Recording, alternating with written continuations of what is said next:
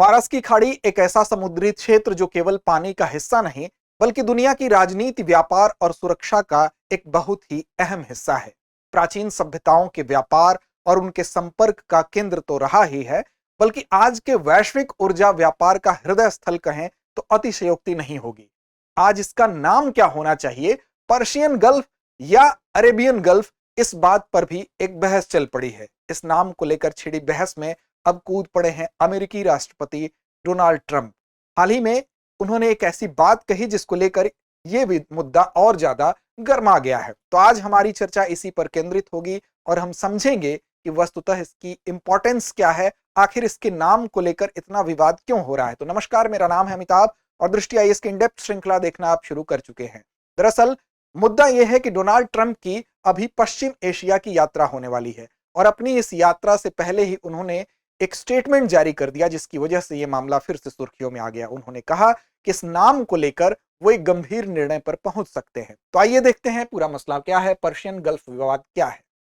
तो देखिए, सबसे पहले तो चर्चा इसीलिए है कि अमेरिकी प्रेसिडेंट ने जो ये अपना स्टेटमेंट दिया उसकी वजह से ये फिर से सुर्खियों में आ गया। उन्होंने कहा कि जो अरेबियन गल्फ है, पर्शियन गल्फ का नाम बदलकर ये रखे जाने पर फाइनल डिसीजन हो सकता है। इसकी वजह से इसकी चर्चा हो रही है, यानी फारस की खाड़ी का नाम बदलकर अरब की खाड़ी करने के बारे में संकेत उन्होंने दे दिए हैं। अब देखिए, 13 से 16 मई के बीच में उनका यह दौरा वेस्ट एशिया का होने वाला है। ऐसे में उनका यह बयान, इसको लेकर अंतिम फैसला लेने की जो बात कह दी गई है, उससे यह सुर्खियों में पूरा मुद्दा आ गया है। पर्शियन गल्फ बनाम अरेबियन गल्फ का मामला क्या है, तो देखिए, इस पे दोनों के अपने अपने, दोनों पक्षों के अपने अपने तर्क हैं। अब यहां पर जब वो वेस्ट एशिया के दौरे पर जाएंगे तो सऊदी अरब, कतर, संयुक्त अरब अमीरात, इन देशों का वो दौरा करेंगे। अब ये सभी जो देश हैं जहां का वो दौरा करने वाले हैं, ये अरेबियन गल्फ शब्द का प्रयोग करने के समर्थक देश हैं। अब ऐसे में ये सिर्फ नाम की एक भाषाई, हम कहें कि कोई जद्दोजहद नहीं है, सिर्फ नाम की जद्दोजहद नहीं है, बल्कि ये जो बहस है ये इससे कहीं आगे निकलकर एक भू राजनीतिक प्रभुत्व की भी लड़ाई को प्रदर्शित करता है। अगर हम बात करें फारस की खाड़ी को लेकर जो अलग अलग पक्ष हैं, तो जहां पर अरेबियन गल्फ की बात आती है तो अरेबियन गल्फ शब्द का समर्थन करते हैं जो जिन कंट्रीज में इनकी यात्रा होने वाली है वो देश, वो चाहते हैं कि ये इनके नाम पर रखा जाए और इनके भू राजनीतिक प्रभुत्व का एक तरह से द्योतक बने। फारस की खाड़ी शब्द का प्रयोग की अगर बात करें वहीं दूसरी तरफ तो 16वीं शताब्दी से ही लगातार किया जाता रहा है और ऐतिहासिक अभिलेखों में, संधियों में और मानचित्रों में भी ये प्रयोग होता आ रहा है। और यही तर्क देता है ईरान कि इसका प्रयोग हम पहले से करते आ रहे हैं। तो पर्शियन गल्फ के भी अपने तर्क हैं और अरेबियन गल्फ के भी अपने तर्क हैं। अब ईरान की आपत्ति है कि पर्शियन गल्फ जो नाम है वो हमारे प्राचीन इतिहास से जुड़ा हुआ है और ईरानी संस्कृति की पहचान का प्रदर्शन करता है। साथ ही साथ वो कहता है कि जो पर्स एक ऐसा नाम है जो कि प्राचीन ईरानी प्रांत था एक, उससे ही लिया गया है। यहां तक कि जो ग्रीक भूगोलवेत्ता रहे हैं, चाहे वो दो नाम भी बताते हैं कि स्ट्रैबो हो या टॉलमी हो, इन दोनों लोग ने भी इस पर्शियन गल्फ का इस्तेमाल किया है। तो ये इसके इतिहास, इसकी संस्कृति से जुड़ा हुआ पक्ष है, इसलिए ईरान अपना तर्क देता है। साथ ही 1960 से पहले तक जितने भी अंतरराष्ट्रीय नक्शे मिलेंगे या जितने भी समझौते मिलेंगे, उसमें यह कहा जा रहा है ईरान की तरफ से कि इसी नाम का प्रयोग हुआ है, इसलिए यह ईरानी संस्कृति की पहचान से जुड़ा मुद्दा है, इसलिए इससे छेड़छाड़ नहीं किया जाना चाहिए। वहीं अरेबियन गल्फ की तरफ से तर्क यह दिया जाता है कि 1950 के दशक में, मतलब ये जो विवाद शुरू हुआ तो 1950 के दशक से ही इसकी शुरुआत हुई थी।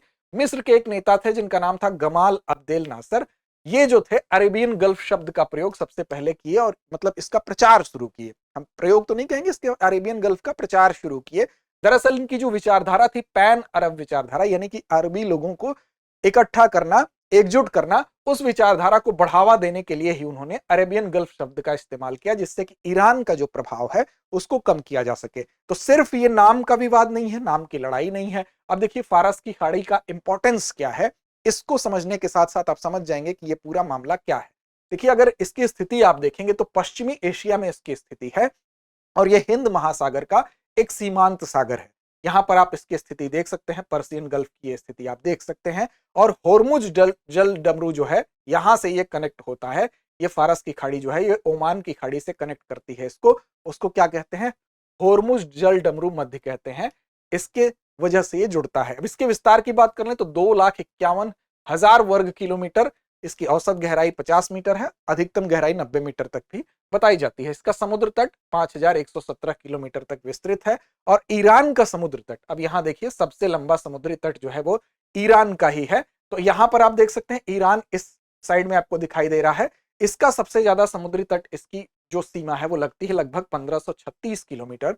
इसके उत्तर में ईरान की स्थिति आप देख सकते हैं कि यहाँ उत्तर में ईरान स्थित है। वहीं पर अगर आगे देखें तो दक्षिण पश्चिम की अगर बात करेंगे तो दक्षिण पश्चिम में आप देखेंगे तो सऊदी अरब की स्थिति यहाँ पर है। कतर, और कतर के साथ साथ आप संयुक्त अरब अमीरात, कतर के साथ साथ संयुक्त अरब अमीरात, ये स्थिति दक्षिण पश्चिम में है। उत्तर पश्चिम की अगर बात कर लेंगे तो बहरीन से ही शुरुआत हो जाएगी। यहाँ पर एक छोटा, यहाँ पर द्वीप स्थित है बहरीन नाम का। उसके बाद ऊपर इधर आप कुवैत देख लें, इसके अलावा इराक देख लें। उसी तरह से यहाँ पर एक द्वीप स्थित है, काफी बड़ा द्वीप है, इस पूरी की पूरी पर्शियन गल्फ में स्थित सबसे बड़ा द्वीप है ये केशम द्वीप। ये भी इंपॉर्टेंट है, फारस की खाड़ी का यह सबसे बड़ा द्वीप है तो इसलिए इंपॉर्टेंट है। इसका क्षेत्रफल 1491 वर्ग किलोमीटर है और बहरीन की तुलना में आप जब देखेंगे तो ये 2.5 गुना बड़ा है बहरीन से। बहरीन भी यहाँ पर स्थित है। अब बहरीन भी एक महत्वपूर्ण है द्वीप समूह, क्योंकि 50 से अधिक द्वीप इसमें शामिल है और अमेरिकी नौसैनिक अड्डा भी है बहरीन में, तो इसलिए भी बहरीन की इंपॉर्टेंस है। आप बहरीन की स्थिति को यहाँ देख लें। तो ये तो इसकी स्थिति है। अब साथ ही साथ आप देखिए ये स्ट्रेट ऑफ होर्मुज है, यानी होर्मुज जलडमरू मध्य जो इसको जोड़ता है गल्फ ऑफ ओमान से, ओमान की खाड़ी से, और फिर आगे चल के ये अरब सागर से जुड़ जाता है। तो ये इसकी स्थिति है। अब क्यों ये महत्वपूर्ण है भाई? महत्वपूर्ण इसलिए है, इस पर प्रभुत्व की लड़ाई इसलिए है क्योंकि यहां पर भू राजनीतिक प्रभुत्व का मतलब हुआ कि जो व्यापारिक दृष्टिकोण से पर्शियन गल्फ की इंपॉर्टेंस है वो इन देशों को यहां पर अपना प्रभुत्व जमाने के लिए विवश कर रही है। जैसे दुनिया के सबसे बड़े तेल और प्राकृतिक गैस भंडार के लिहाज से इस क्षेत्र को जाना जाता है। यहां पर अगर आप देखेंगे तो विश्व तेल निर्यात का 30% हिस्सा, 30% हिस्सा होर्मुज जलडमरू मध्य से होकर गुजरता है। और यहाँ पर कुछ बड़े बंदरगाह हैं जैसे कि दुबई, अबू धाबी, बंदर अब्बास बंदरगाह जो कि ऊर्जा और व्यापार के बड़े सेंटर के रूप में जाने जाते हैं। फिर संयुक्त राज्य अमेरिका, ईरान, खाड़ी देशों जैसे जो भी देश हैं उनके लिए नौसैनिक तैनाती का एक क्षेत्र भी ये है, तो ये भी इसकी इंपॉर्टेंस का कारण है। इसके अलावा जो केशम है जो कि ईरान का द्वीप अभी फिलहाल उसके अंतर्गत है, और बहरीन, ये दोनों, बहरीन तो अभी एक संप्रभु राज्य के तौर पर देखा जाता है। ये द्वीप जो है यहाँ पर सैन्य और आर्थिक दोनों इंपॉर्टेंस है। अर्थात अमेरिका का तो यहाँ पर सैन्य अड्डा आपने देखा है बहरीन में, इसके अलावा इसका आर्थिक महत्व होने की वजह से, चाहे तेल के भंडार हो, चाहे गैस के भंडार हो, चाहे यहाँ से जाने वाला व्यापारिक मार्ग हो, इसकी वजह से महत्वपूर्ण हो जाता है। इस वजह से ही यहाँ पर आने की एक होड़ मची हुई है। अब नाम क्या रखा जाए, इसको लेकर क्या नियम कानून कहता है उस पर भी नजर डालते हैं। तो देखिए यहाँ पर अगर इसकी बात करेंगे तो संयुक्त राष्ट्र समुद्री कानून संधि जो थी, एनक्लॉज था, उसके अनुसार ये कहा जाता है कि संलग्न या अर्ध संलग्न समुद्र, सबसे पहले तो ये बात की गई है संलग्न या अर्ध संलग्न समुद्र क्या होता है। तो ऐसे समुद्र जो एक संकीर्ण जलमार्ग से महासागर से कनेक्ट होते हैं, जुड़े होते हैं और दो या दो से अधिक देशों से घिरे होते हैं, तो वो क्या कहलाते हैं? संलग्न या अर्ध संलग्न समुद्र। जैसा कि आप देख सकते हैं ये इसी के अंतर्गत है। फारस की खाड़ी भी इसके अंतर्गत आता है, बाल्टिक सागर भी आता है, काला सागर भी आता है। ये सब किसके अंतर्गत आते हैं? तो सेमी इनक्लोज्ड सी के अंतर्गत आते हैं। अब इनके जो नाम से जुड़ी प्रक्रिया होती है, दो या दो से अधिक देशों से ये घिरे होने चाहिए, तो ये कई देशों से घिरा ही है, आप देख ही रहे हैं।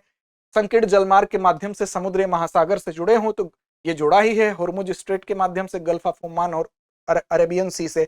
अब इनके ऐसे निकायों का नामकरण किस आधार पर किया जाता है? तो अनक्लॉज कहता है, यानी कि संयुक्त राष्ट्र समुद्र कानून संधि ये कहती है कि ऐसी दशा में ये देखा जाएगा कि ऐतिहासिक उपयोग क्या होता रहा है। तो ऐतिहासिक उपयोग की अगर बात करेंगे तो आप ईरान के पक्ष में जाते हुए दिखाई देंगे, ईरान का तर्क यहाँ मजबूत लगता है। इसके अलावा भौगोलिक प्रासंगिकता क्या है? भौगोलिक प्रासंगिकता में देखेंगे तो आपका सबसे ज्यादा जो तट रेखा लगती है वो किससे लगती है? ईरान से लगती है, तो वो भी ईरान के पक्ष में जाता है। अंतरराष्ट्रीय मान्यता के आधार पर, अब अंतरराष्ट्रीय मान्यता अगर 16वीं शताब्दी से पहले तक देखें आप, तो जितनी भी संधियां हुई हैं, जितने भी जगह पर नाम इसका प्रयोग हुआ है अंतरराष्ट्रीय संधियों में, वो आपको दिखाई देगा कि ईरान का ही नाम यहाँ पर ज्यादातर आपको दिखाई दे रहा है।